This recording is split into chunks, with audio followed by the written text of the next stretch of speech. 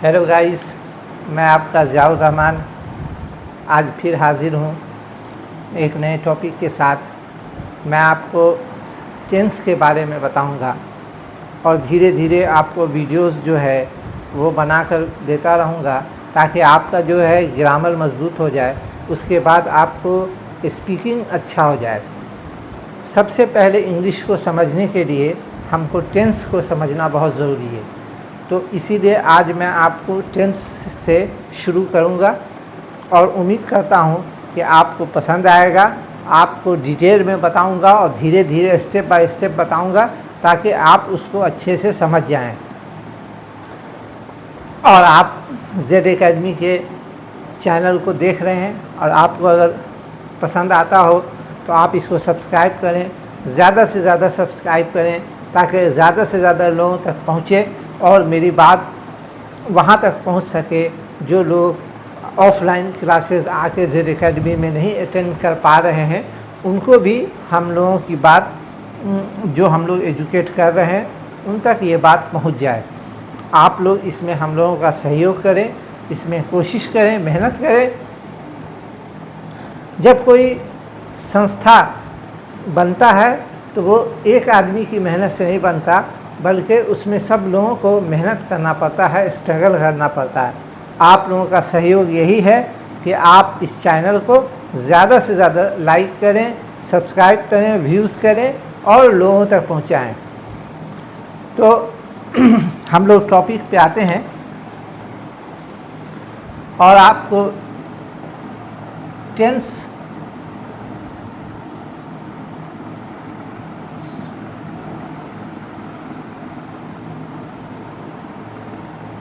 Tense क्या है, इसको हिंदी में काल कहते हैं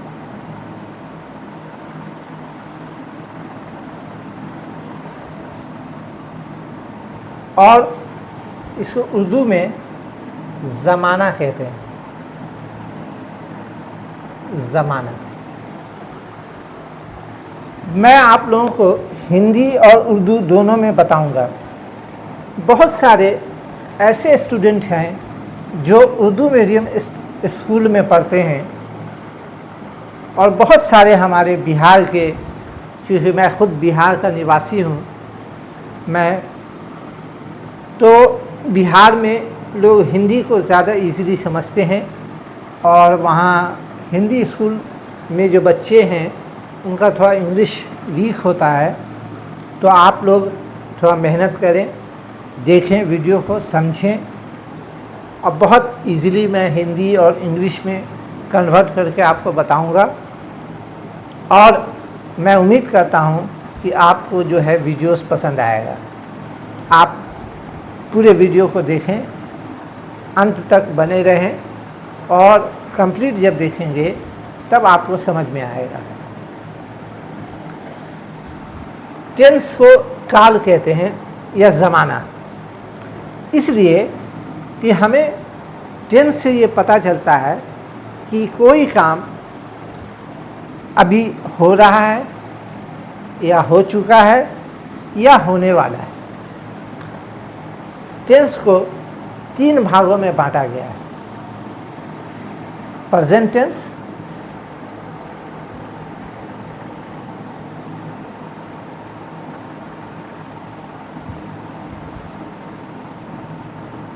प्रेजेंट टेंस,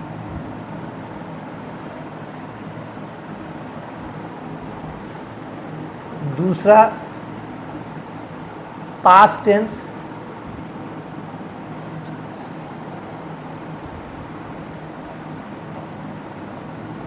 और तीसरा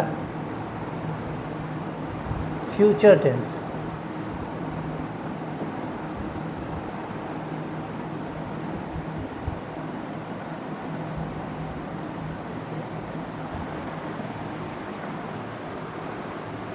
मेरे दोस्तों, बच्चों, प्रेजेंट टेंस को जो काम अभी हो रहा है वो प्रेजेंट टेंस के अंदर आएगा। जो काम जो बात गुजर चुका है वो पास्ट टेंस में होगा और जो फ्यूचर टेंस जो काम आने वाले समय में होगा जो घटना आने वाले समय में होगा उसे फ्यूचर टेंस कहते हैं। टेंस को टाइम भी कहते हैं। This is also called time.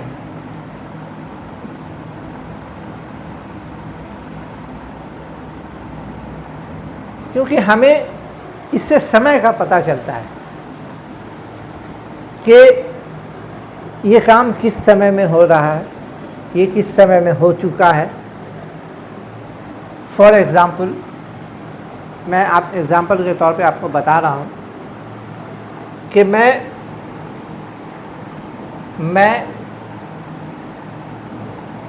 खा रहा हूँ,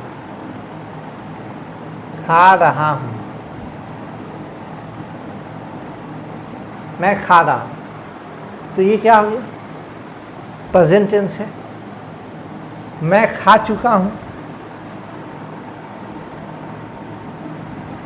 मैं खा चुका हूँ,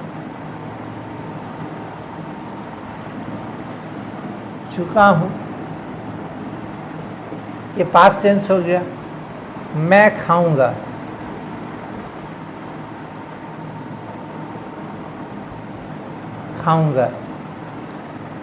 ये फ्यूचर टेंस हो गया। तो इस तरह से आप देख रहे हैं कि मैं खा रहा हूँ, ये प्रेजेंट टेंस है। तो चूँकि मैं खा रहा हूँ, इस समय ये काम हो रहा है, तो ये टाइम को भी बता रहा है। तो इसीलिए टेंस ये और टाइम भी कहते हैं।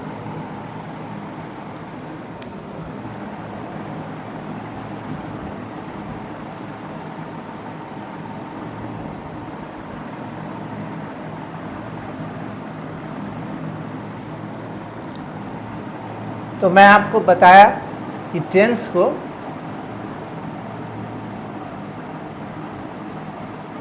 टाइम भी कहते हैं और it is also called work.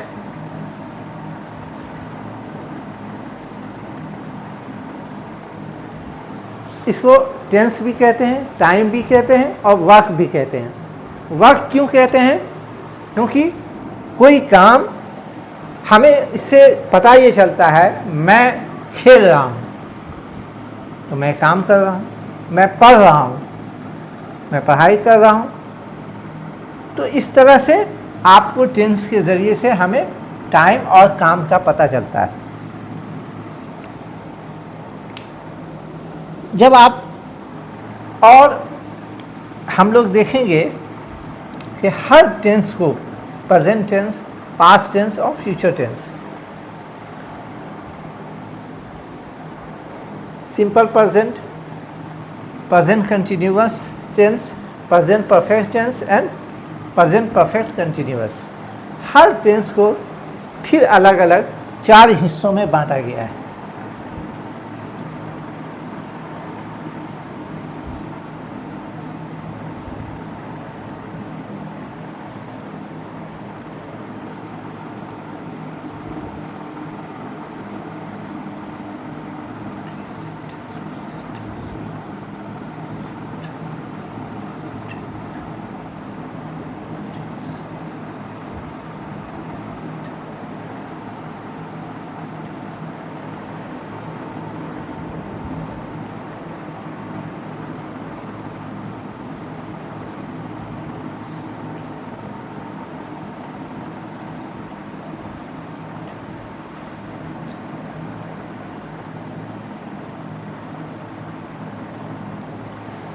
Present tense को प्रेजेंट इंडेफिनिट के नाम से भी बोला जाता है। आप दोनों कह सकते हैं। You can also call present indefinite. Understood? It is divided into 4 groups.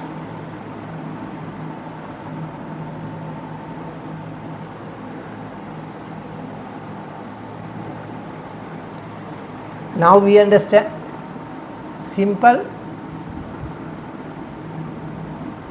present,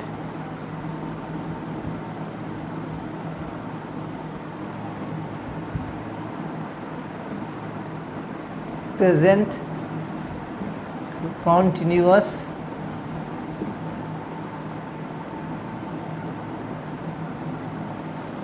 present perfect,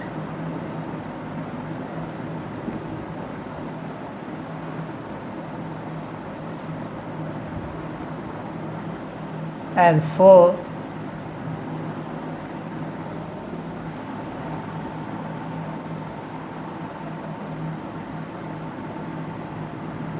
present perfect continuous।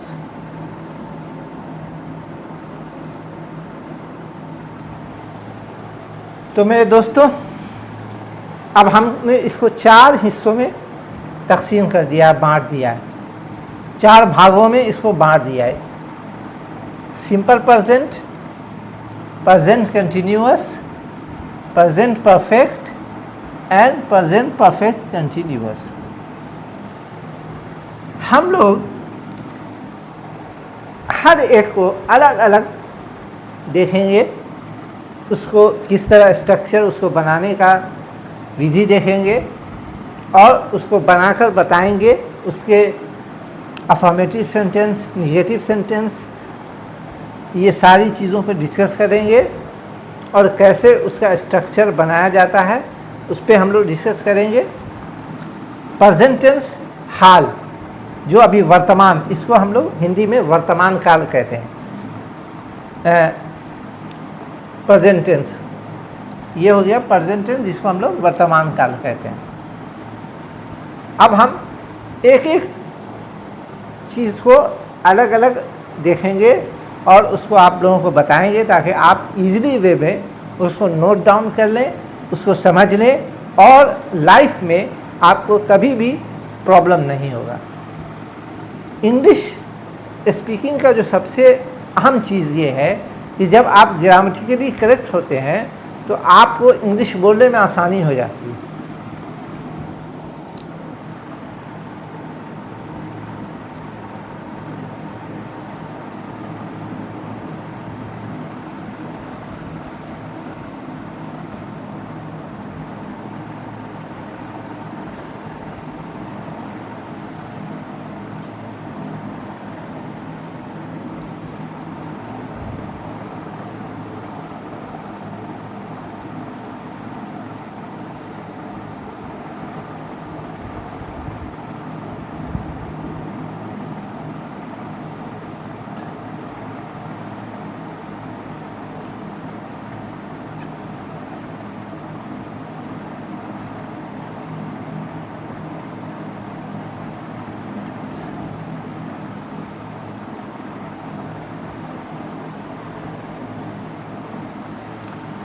Simple present tense. Now we discuss on simple present tense, कैसे इसको बनाया जाता है और इस कैसे समझते हैं कि ये सिंपल प्रेजेंट टेंस है। इससे हमें ये पता चलता है कि कोई काम कोई व्यक्ति कर सकता है या करता है। जैसे मैं फॉर एग्ज़ाम्पल मैं पढ़ता हूँ,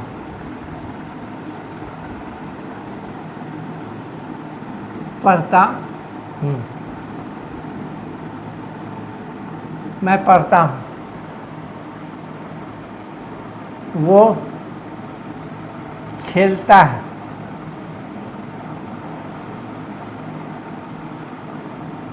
खेलता है। इससे ये पता चल रहा है कि ये एबिलिटी झलकती है। मैं पढ़ता हूँ, मैं खेलता हूँ, मैं सोता हूँ, मैं गाता हूँ। तो इससे ये पता चलता है ये मेरी टेंडेंसी है, मेरी कैपेबिलिटी है, मेरी एबिलिटी है जो मैं करता हूँ। मैं क्रिकेट खेलता हूँ, I play cricket, this is my ability that I do it. Understood? तो ये सिंपल प्रेजेंट में आएगा। मैं क्रिकेट खेलता हूँ, मैं फुटबॉल खेलता हूँ, मैं कॉलेज जाता हूँ, मैं घूमता हूँ। क्या है? मेरा काम है, मेरी टेंडेंसी है, मेरी एबिलिटी है जो मैं करता हूँ। इसको स्ट्रक्चर कैसे बनाएंगे, इसको हम लोग सीखेंगे कि इसको हम लोग कैसे बनाएंगे। सब्जेक्ट सब्जेक्ट रहेगा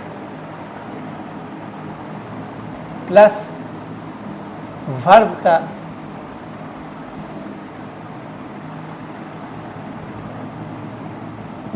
का फर्स्ट फॉर्म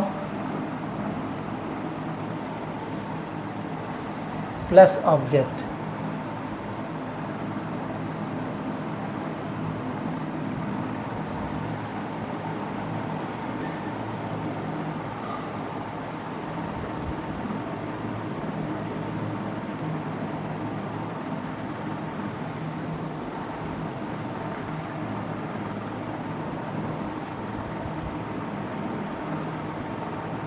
मैं football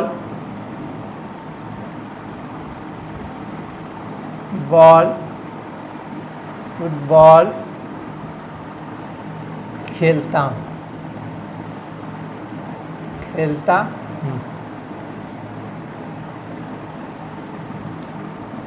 I play football.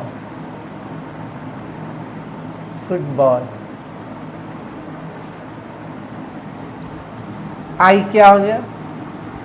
This is called subject. Play क्या हो गया? वर्ब। और फुटबॉल क्या हो गया? This is object.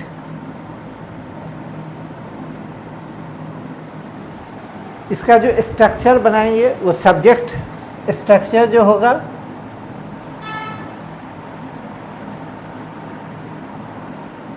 Subject plus verb का पहला form and object. I play football.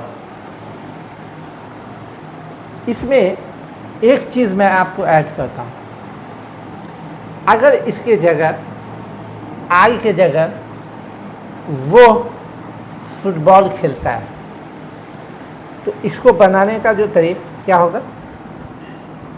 He plays football.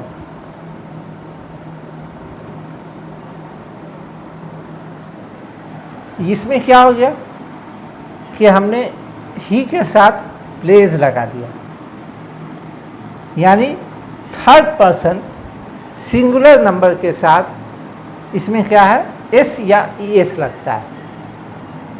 अगर सब्जेक्ट आपका थर्ड पर्सन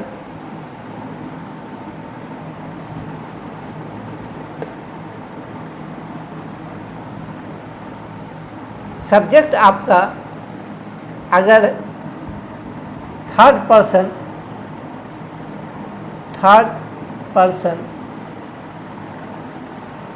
सिंगुलर नंबर है तो उसके साथ क्या होगा? वर्ब में एस या ई एस लगेगा। लेकिन अगर प्लूरल नंबर है थर्ड पर्सन तो उसमें वर्ब का पहला ही शी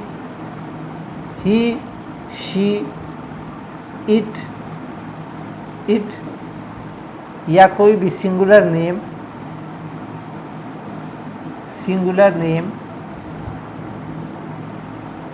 उसके साथ वर्ब में एस या ई एस लगता है। फॉर एग्जाम्पल के तौर पर आपको बता रहा हूँ, इट रेन्स। इट के साथ क्या लगा? Ram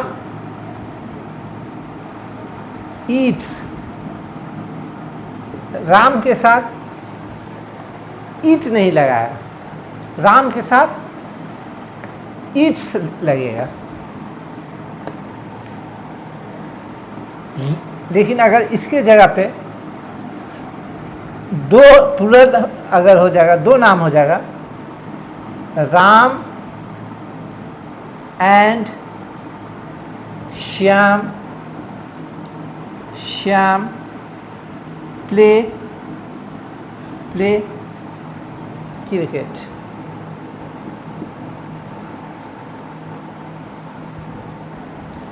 Ram and Shyam play cricket. अगर हम थर्ड पर्सन सिंगुलर नंबर रहता तो अगर सिर्फ राम की बात होगी या श्याम की बात होगी, then we write Shyam plays cricket. Understood? बहुत ही इजी वे में आपको हमने समझाया और उम्मीद है कि आप इसके बनाने का जो स्ट्रक्चर है इसको आप फॉलो कर लिए होंगे और इसको समझ गए होंगे कि इसका स्ट्रक्चर है सब्जेक्ट, वर्ब का पहला रूप, ऑब्जेक्ट, और अगर थर्ड पर्सन सिंगुलर नंबर है जैसे ही, शी, इट या सिंगुलर नेम, तो उसके साथ वर्ब में एस या एस लगेगा। अभी मैं present tense, simple present tense का सिर्फ अफर्मेटिव सेंटेंस की बात कर रहा हूँ। निगेटिव सेंटेंस का बनाने का स्ट्रक्चर जो होगा उसमें डू या डज लगेगा, डू नॉट या डज नॉट लगेगा, वो मैं बाद में डिस्कस करूँगा। स्टेप बाय स्टेप आप समझेंगे तब आप समझ पाएंगे, अदरवाइज आपको समझने में बहुत प्रॉब्लम होगी। आज हम सिर्फ पॉजिटिव सेंटेंस, निगेटिव सेंटेंस की बात नहीं करेंगे।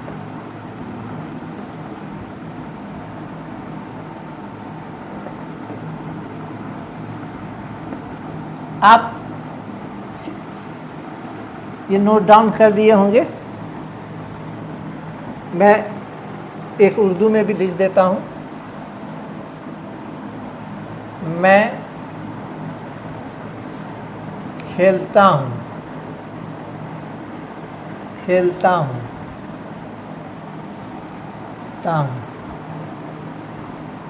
I play. मैं खेलता हूँ,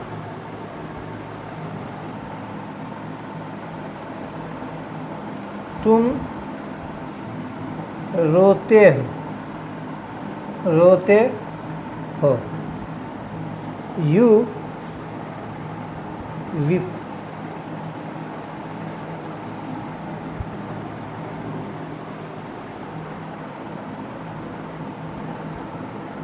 राम पढ़ता है, राम रीड्स।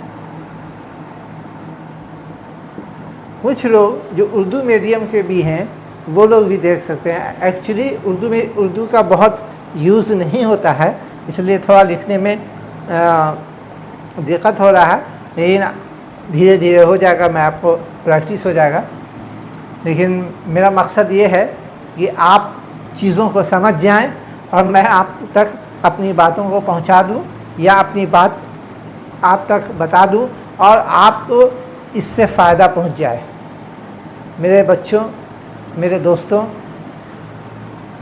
पढ़ाई एक संघर्ष है, एक कुर्बानी है, सेक्रीफाइस है। जब इंसान सेक्रीफाइस करता है तो उसको फ़ायदा मिलता है अपने जीवन में, अपनी ज़िंदगी में। पढ़ाई डिफ़िकल्ट भी है और इजी भी है। जब आप इसको समझने लगेंगे, इसके तरीक़ों को समझ जाएंगे, तो आपके लिए बहुत आसान हो जाएगा। आप इसके जब तरीक़े को नहीं समझेंगे, कैसे बनाते हैं, कैसे स्ट्रक्चर इसका बनाते हैं, तो आपके लिए बहुत डिफ़िकल्ट होगा। तो मेरे दोस्तों, मेरे बच्चों, जो भी जहाँ तक मेरी बात पहुँच रही है, आप लोग बहुत ही अंडरस्टैंडिंग के साथ अपने आप को पढ़ाई पे समय दें, पढ़ें, इल्म हासिल करें। इल्म सीखना बहुत ज़रूरी है, बहुत अहम है।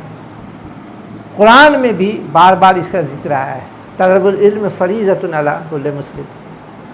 इल्म सीखिए, समझिए, वक्त को ज़ाया मत कीजिए।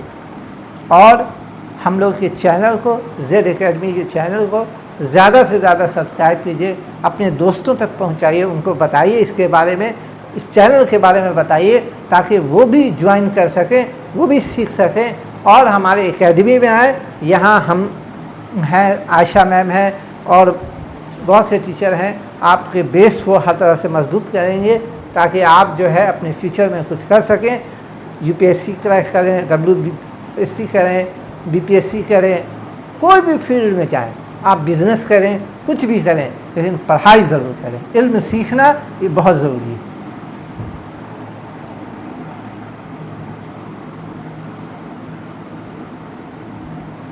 और एक बात ये भी है कि हम इंसानों पर ये फ़र्ज़ है कि हम अच्छी बात लोगों तक पहुंचाएं। आप पर भी फ़र्ज़ है कि अगर आपको लग रहा है कि हमारे चैनल से लोगों को फ़ायदा पहुंच सकता है, तो आप लोगों तक बात पहुंचाइए, उनको बताइए, उनको इसके बारे में अवेयर कीजिए। कैसे जानेंगे इसको जो है यूट्यूब को सब्सक्राइब कीजिए। हम लोगों का हौसला कैसे बढ़ेगा, कैसे हम लोग इंफ्रास्ट्रक्चर बढ़ाएंगे, कैसे हम लोग इस पर इन्वेस्ट करेंगे। बहुत मेहनत लगती है, बहुत सेक्रीफाइस होता है तब कोई वीडियो बनता है। तो इसमें बेटे बच्चों मेरे, आप लोग भी मेहनत करें और लोगों तक पहुंचाएं बातों को। मैं हिंदी में भी इसके कुछ सेंटेंस लिखता हूँ। मैं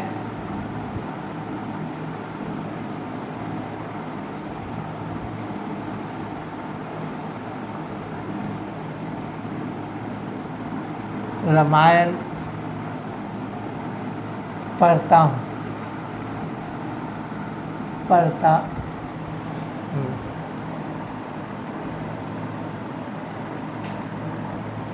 I read the Ramayana.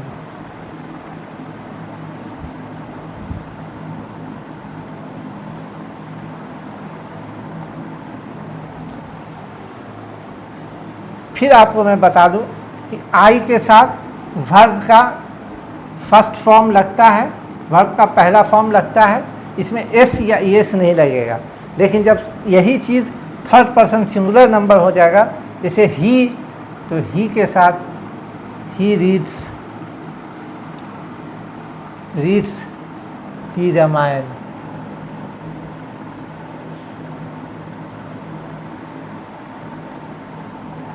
He goes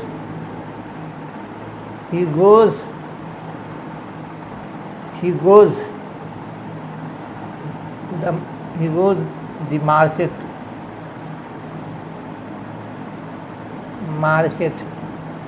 every day.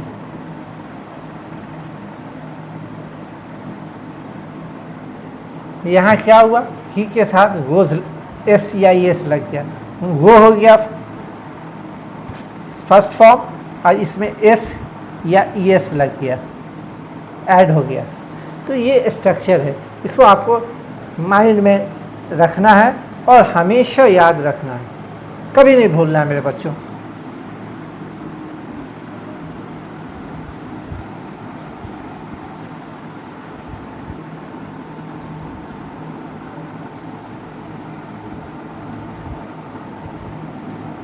I think, मैं सोचता हूँ, ये मेरी टेंडेंसी है या मैं काम करता हूँ, तो ये हमने क्या किया, I think. He plays cricket, वो क्रिकेट खेलता है।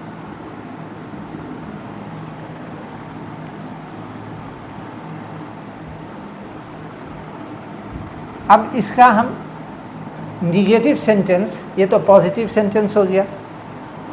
अब हम सिंपल प्रेजेंट में निगेटिव सेंटेंस का स्ट्रक्चर कैसे बनाएंगे। निगेटिव सेंटेंस कैसे,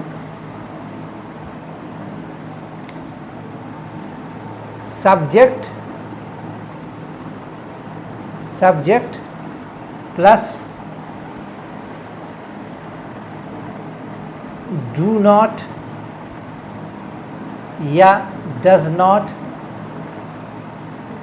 नॉट प्लस वर्ब का पहला फॉर्म प्लस ऑब्जेक्ट। अब एक चीज़ इसमें याद रखने की है जो बहुत इम्पोर्टेंट है। जब कोई निगेटिव सेंटेंस होता है तो उसमें वर्ब में एस या ईएस नहीं लगता। Got it? जब फिर रिपीट कर लीजिए, निगेटिव सेंटेंस में वर्ब में एस या ईएस का यूज नहीं होता है। This is very important. ये आप माइंड में इसको याद कर लीजिए। निगेटिव सेंटेंस में एस या ईएस का यूज नहीं होता, इसका उपयोग नहीं होता। मैं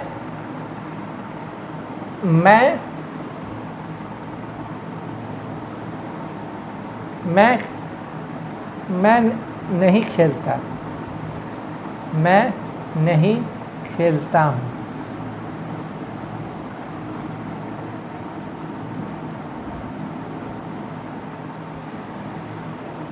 I do not play। मैं नहीं खेलता क्या लग गया? डू नॉट लग गया, लेकिन वर्ब में एस या एस नहीं लगेगा। लेकिन उसके जगह अगर ही भी रहेगा तो ही डज नॉट प्ले। वो नहीं खेलता, वो नहीं खेलता, वो नहीं खेलता है, वो नहीं खेलता है। इसमें क्या हुआ? जब डज नॉट या डू नॉट लग गया तो इसमें वर्ब में एस या ईएस नहीं लगता। निगेटिव सेंटेंस में एस या ईएस नहीं लगेगा। ये बात को आप अपने दिमाग में बैठा लें और ये हमेशा याद रखें। और मैं उम्मीद करता हूँ आप लोग इतने इंटेलिजेंट हैं, इतने समझदार हैं कि हर बातों को आप समझ गए होंगे। और जो कुछ भी मैं बताने का कोशिश आपको किया हूँ, उम्मीद है कि आप समझ गए होंगे। 2-4 सेंटेंस निगेटिव सेंटेंस का भी बता देता हूँ ताकि फिर आज इसको चैप्टर को ख़त्म करूँगा। फिर आपको नेक्स्ट वीडियो में इस पे हम लोग और डिस्कस करेंगे।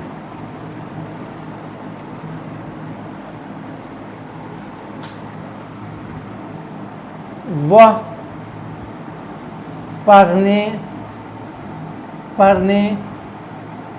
नहीं जाती है।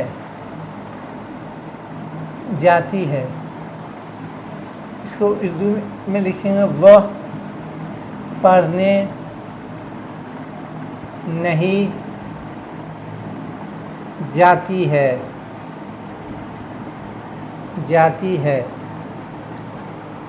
She does not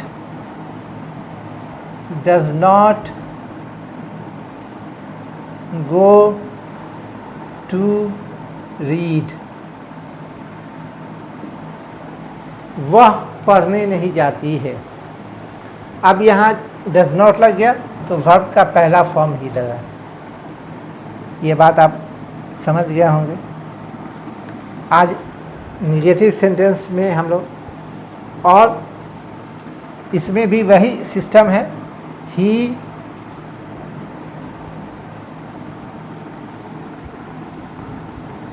इसमें भी है थर्ड पर्सन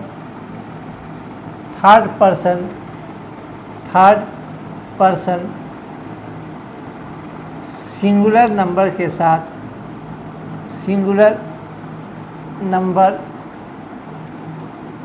साथ, ही, शी, इट या सिंगुलर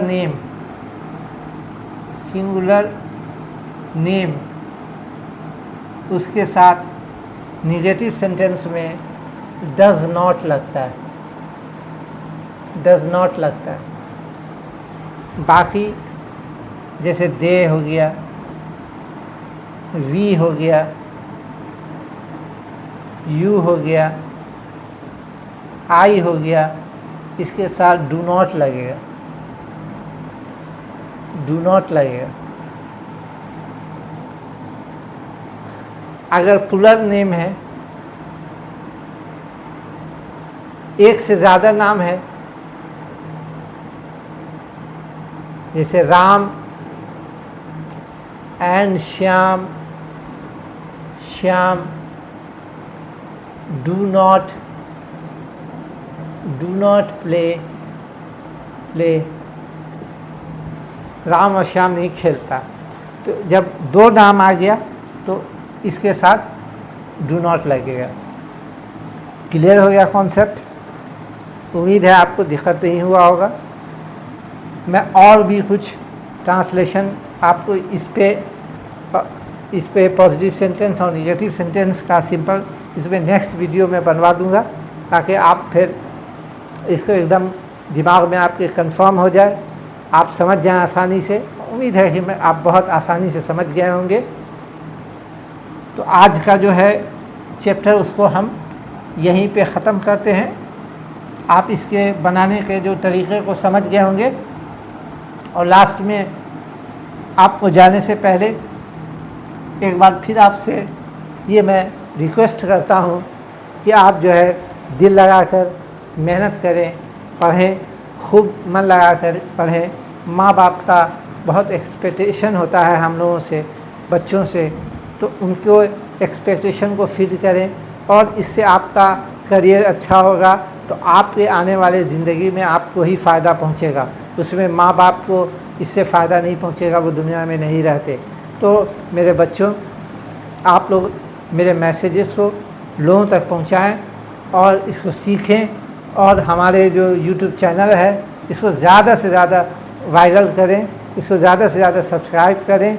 इससे हमें हौसला मिलेगा, काम करने की शक्ति मिलेगी, और हम आगे और वीडियो बनाएंगे जो आपके लिए हेल्पफुल होगा, आप उसमें फ़ायदा उठा सकेंगे। इन्हीं बातों के साथ मैं आपसे विदा लेता हूँ।